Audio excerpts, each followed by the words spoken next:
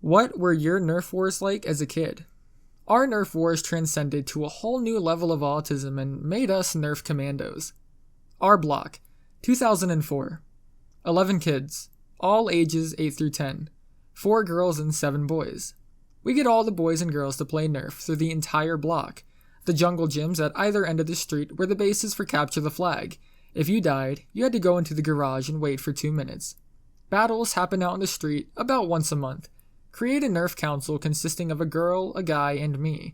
We made all the rules with all of our friends around and proposed various things and other stuff.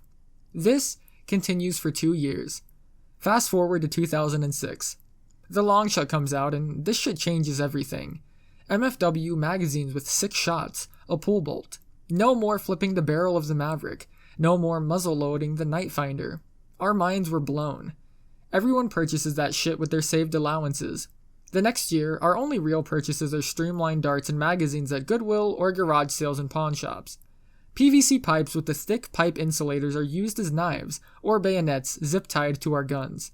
Eventually ran into the problem of our Nerf guns not firing far enough.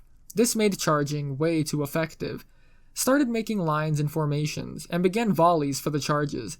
This worked until a large amount of people swarmed. Discover the mag strike. 10 rounds, 20 pumps, and full auto. A couple of people bought them and started creating machine gun squad tactics built around it. Charges were still too effective though, and it was hard to find ammo or mags for it. 2007 rolled in, and Nerf finally released the 2-clip in retail. We bought utility vests and cargo shorts. We were swimming in this shit because they had pockets for the magazines and darts we couldn't hold. Start browsing the internet and discover mods. Begin modding our guns by punching out air restrictors. Our guns can hit 40 feet or more now. Charges, however, are still effective. We eventually learn about spring mods.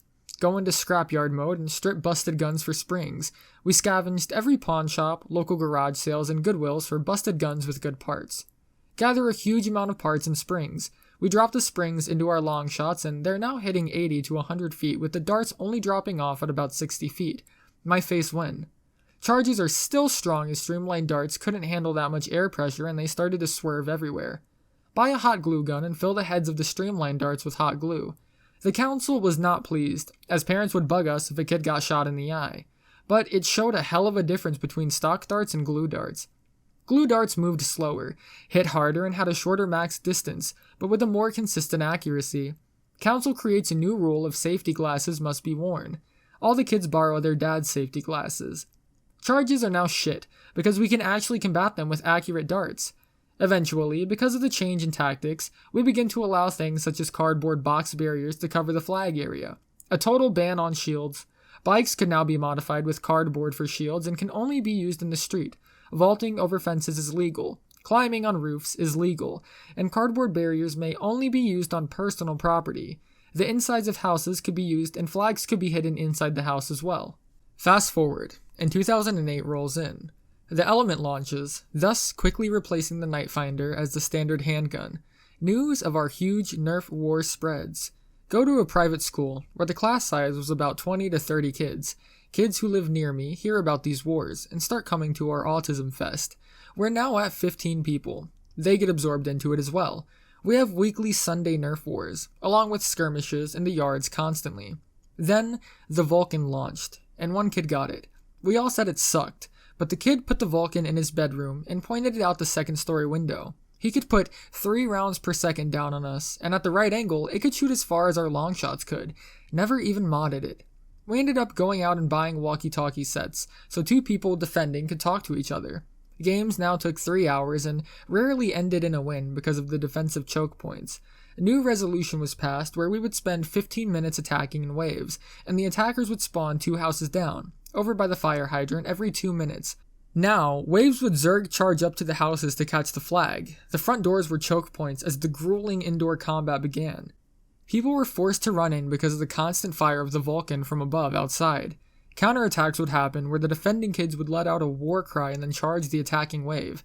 This alone spooked people into retreating back to their bases.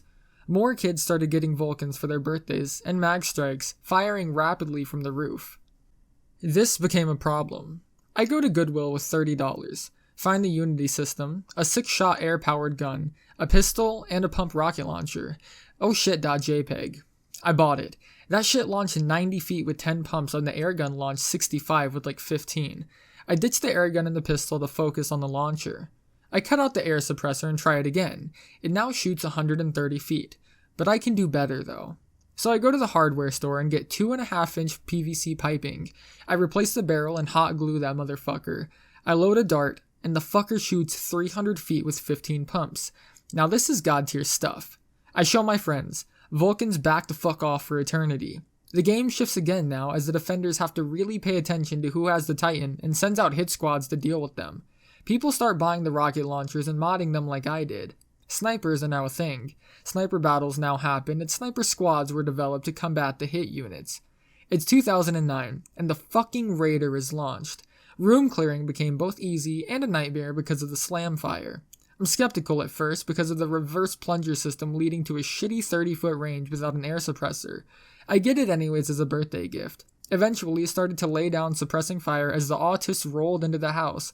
I could only do it once though because of the single 35-round drum mag. Now this shit turns into a full-fledged war as other people from the block went in. These kids had 3 Vulcans and all unmodded Nerf guns. Absolutely disgusting. We mod their guns and darts for money. $5 for the air restrictor removal, $5 for spring mods, and $5 per 10 modded darts is our standard. They paid us to mod their stuff. Started having A block wars. Kids on block A, us, would be pitted against kids on block B, as block B would try to break through our line to capture the flag.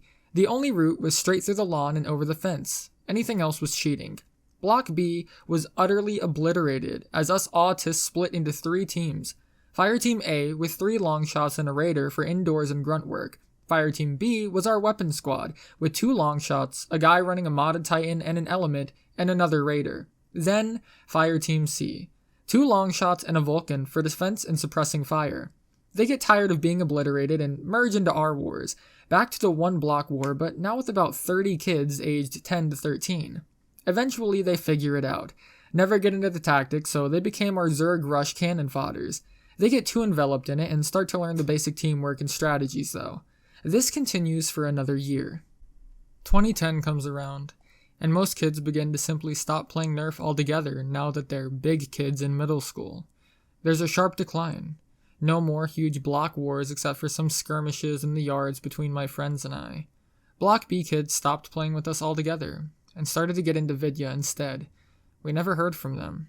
We never got enough people for the new Nerf Stampede to show how badass it was. It would have changed everything because it was a portable Vulcan and easier to mod. Nothing new developed in Nerf until 2012, with the Elite Series dropping and the Retaliator becoming the new golden standard instead of the Longshot, and the Nerf Raven dropping, allowing semi-auto rifles along with flywheel mods. Our group of kids dwindled from 25 to maybe 7. We still savagely beat the fuck out of each other with our PVC bayonets. We still ran fire team skirmishes and honed our skills with the Stampede. We still modded our guns to be 90-foot launching semi-auto death machines and pitted ourselves against each other. But the block has been quiet for over 6 years now. The sounds of children playing and the sounds of plastic striking can no longer be heard. And even today, after those 6 years, in the ivy, the gutters, the roofs, and gardens, you can still find hot glue-filled darts that we once blasted at each other for hours on end. God, I miss those years.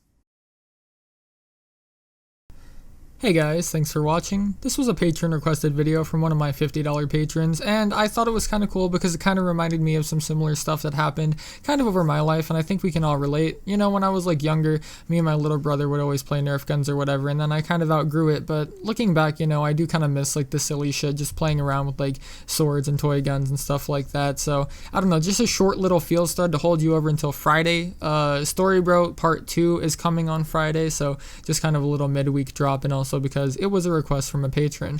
Thank you all so much for watching, and I'll see you in the next one on Friday. Goodbye, guys.